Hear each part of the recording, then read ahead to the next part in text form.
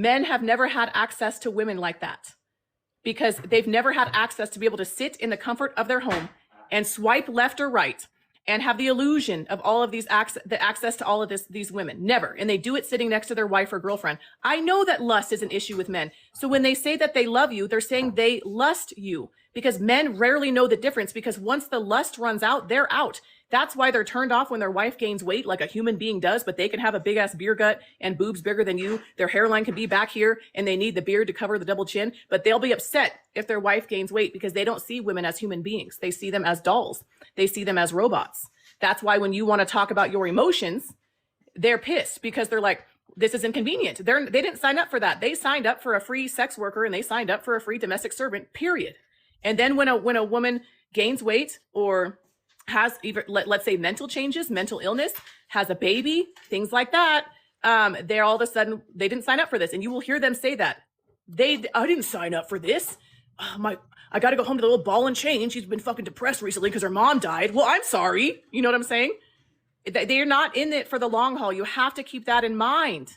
They're not in it. If I'm serious, if our own parents have abandoned us, what makes you think a man won't? Just a random man, no blood relation to you, no tie to you whatsoever, won't abandon you. And to be honest, the only reason that he's with the woman that he is in most cases is because he was able to con her with the game. That's it. May I say something to it? Sure. I agree with everything you say. And I think what makes the whole problem much, much worse is not that just the men are like this, but that many women are supporting exactly that behavior. Because I have a lot of women in my family who are male-centered. Their whole life revolves around the male and how to please the male, how to clean and cook for them. They follow every order. And then you, if you are a daughter in such a family, let's say it's your mom, then you will always take the last place. She will always, even if the man isn't behaving narcissistic or abusive or whatever, the woman is so male-centered that she would even give up her own child just to please this man. Yes. Yes. And that's exactly how my mother was. And if you have a mother like that, it will take years for you to dismantle that behavior if you're ever able to, because that was your first example of a woman. That's an excellent point. That was beautiful. I'm actually happy I accidentally pressed that button. That is beautiful. And you have it probably wasn't accent. A coincidence, even though I'm already in bed. You have a beautiful accent as well. But yes. I am from Austria in Europe. Oh, interesting. That, yeah, it is. Yeah, that's exactly what it is we are groomed from childhood to cater to a man, to appease him, to make excuses for his behavior. And men know this. So that's why when they meet you, they complete that circle of delusion. They will tell you exactly what you want to hear because they know what you were fed as a child. They've had sisters. They know how children are raised differently. Men and women, or boys and girls, are raised differently. They know exactly how you're raised. You know what I'm saying? So they will complete that and they will tell you what you want to hear. So they will say, you're the greatest girl in the world. You're a pretty princess. I'm gonna do this for you. I'm gonna do this for you, because they know the fantasy that you were fed, and they know that you were raised to be quiet and good, because that will make you be loved. We were raised that way as a little girl. The more quiet and obedient and less problematic you are, that you will be entitled to a good man. And that's why they will tell you, even as a wife, you're more superior because you're a wife, you're a kept woman, you're a good woman. And they will degrade the woman on the street, that, let's say, a sex worker. At least you're not like her. And the oldest trick of time is that's who they will be paying for sex. It's all a trick to keep you thinking you're superior while they go lust after what they told you that you're better than. It's a trick. It's the oldest trick of time. Yes. And one of the most horrific things that came out of this whole situation that you're talking about is this actual trend right now, that everywhere these stories are coming out, like the one from Giselle Picot. You probably know the story. Yeah. Yes. So now more and more of these networks are popping up, and they are finding out that somewhere in the darknet, there were hundreds and hundreds of men meeting in those chat rooms and exchanging the best tips on how to drug your wife so that she doesn't have memory the next day. Invite all of your neighbors over for, you know what? And some people have been doing this for years and years, and Giselle Picot is just the tip of the iceberg. Yep. So this is what while you were saying that now men have more access, you said they have so much access now because they can just swipe at home. But even though they have a lot of access, they now have to drug their own wives in order to, just get more out of the puppet. Yes, exactly. And the Giselle Picot thing, I think the Manhattan Madam, if you guys follow her name is the Manhattan Madam. She was a madam, so she knows a lot about men. She had a client list of over 10,000, all different kinds of men. rich, poor, whatever it is. So she said it's all men. She just did a video about it, about the chat room has 62 million men talking about this, about how to drug your wife, get away with it, and just talking about ways to harm your wife and not be prosecuted and things like that. You never truly know who you're married to. That's the scary part. I mean, you can go 10 years and you can be Lacey Peterson, and you could end up unalived with your unborn baby in your stomach and things like that. So when you're dealing with men, you have to understand that it's all a gamble. It's a gamble, and you have to ask yourself, are you willing to roll the dice? And I'm not saying this to terrify anyone, but you never truly know who you're married to, unfortunately. That the truth is in the phone. The truth is in his conversations with other men and things like that. Because I'll stay to myself and buy a rose toy. That was a cute comment.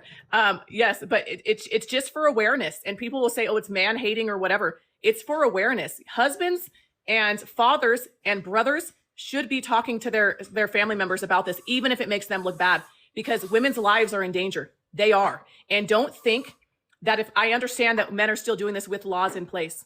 Imagine a world without laws when it comes to men. In other countries, look what's going on. But let's just talk about the US, because that's all I can really use as an example. This is all I know. Let's just talk about the US. Imagine if they took away domestic violence, sexual violence, age of consent, spousal rape, all those. What does this world look like in your mind when it comes to men? Other men wouldn't even want to walk down the street because they'd be scared of the behavior of other men. Because if we're honest, men desire to be barbaric at all times. They would be, the spousal rape laws in the United States didn't even go into effect for all states until the early 90s.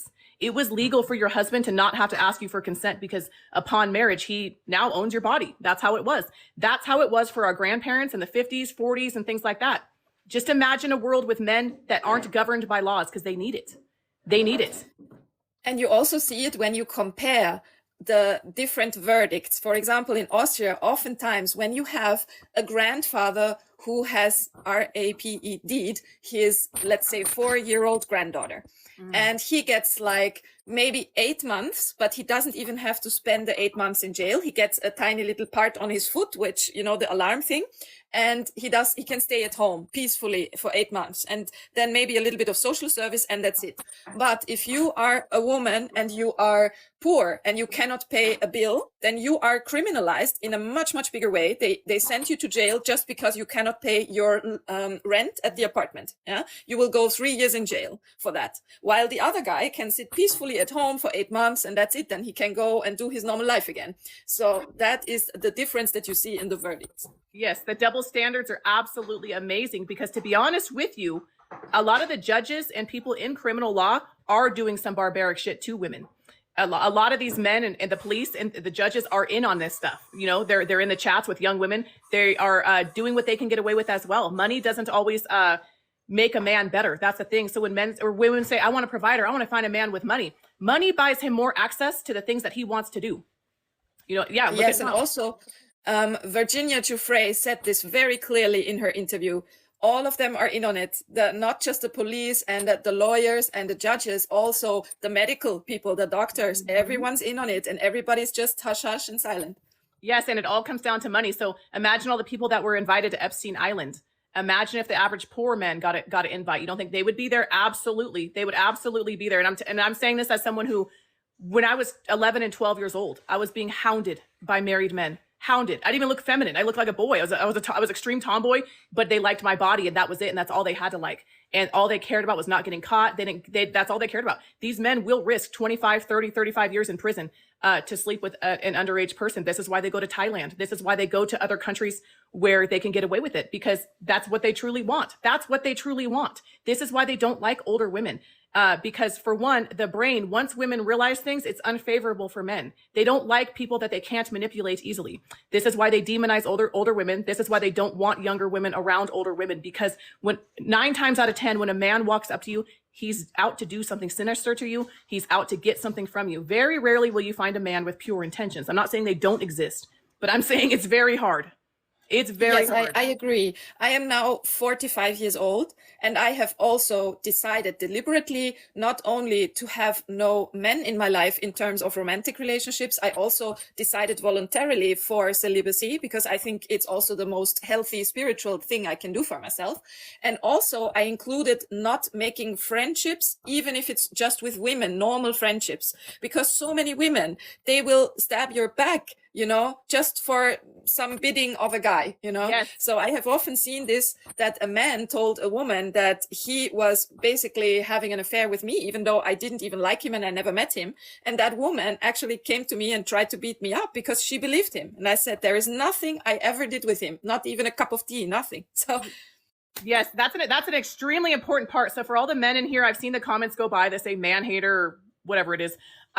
Listen, women aren't perfect either. Women are dangerous, but it's always to do with a man. It's resource guarding that man. And I promise you, if you somehow can make your own money or become more secure in that way and with yourself, you will not be battling other women over a man, because these men that women are battling for, I promise you, are the most mediocre things you've ever seen in your life. But he's played you so badly that in your mind, with that intense flattery, intense compliments, all these words, most women are getting played by just words. With just words, and it affects their mental status so badly, like in a being addicted to a substance, the up and down, up and down, up and down, that they can't help it. So they see that other woman as a threat.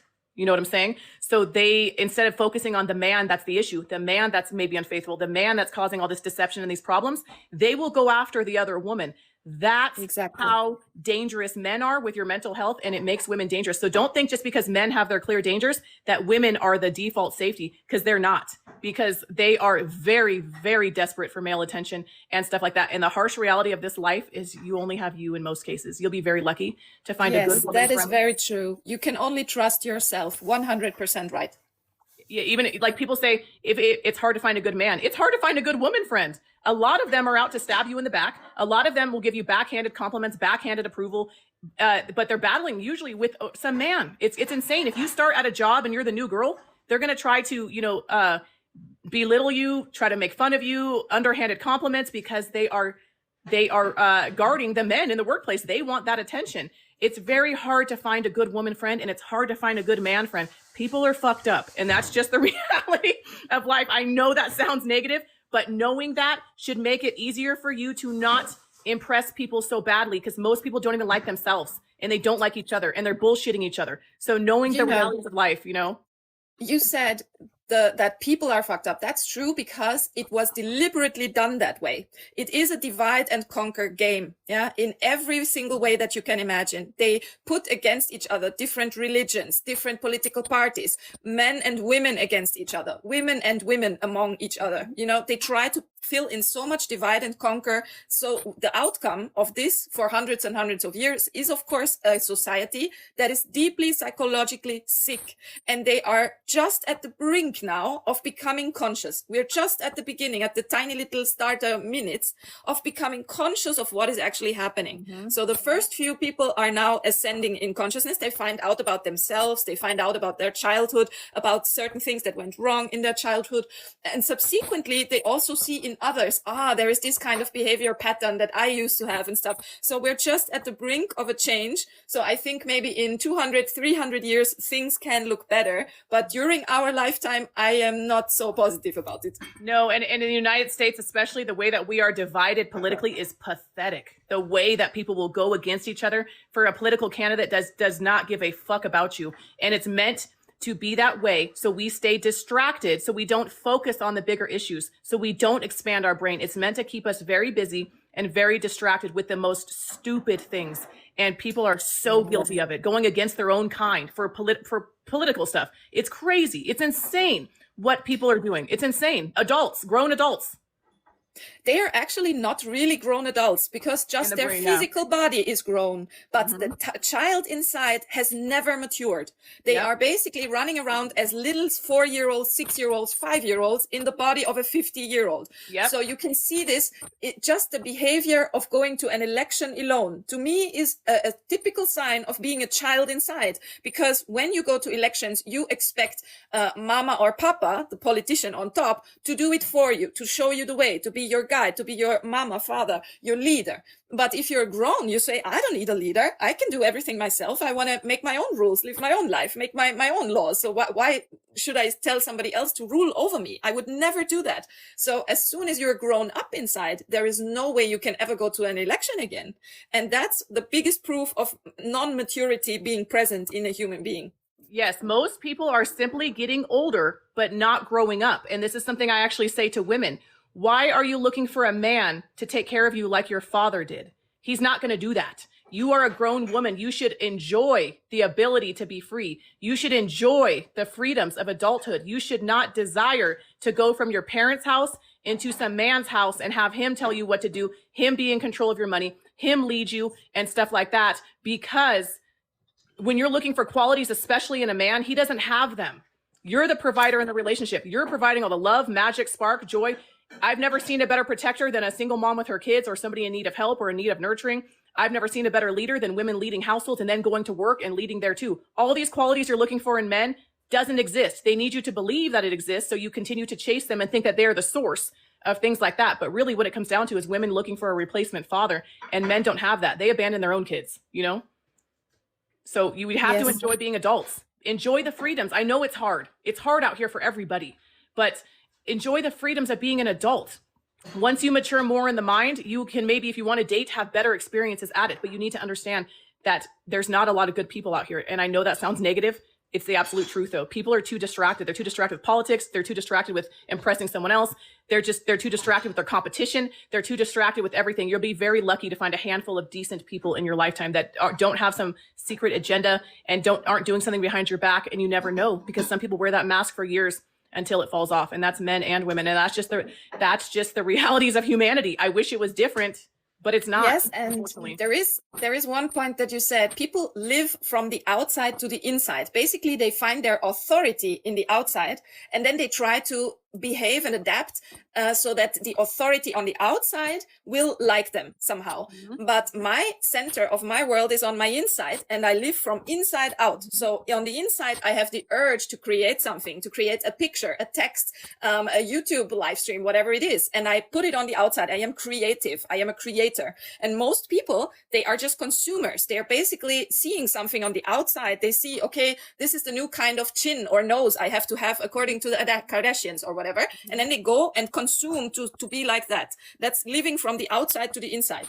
I am a natural person that lives from the inside to the out. And people who come to me and see me, they get very angry. They attack me and stuff like that because they can see I can't manipulate this girl because she doesn't have her authority on the outside. And I want to be the one in charge. I want to be the one in charge of her emotions. I want to make her angry and push her buttons whenever I want.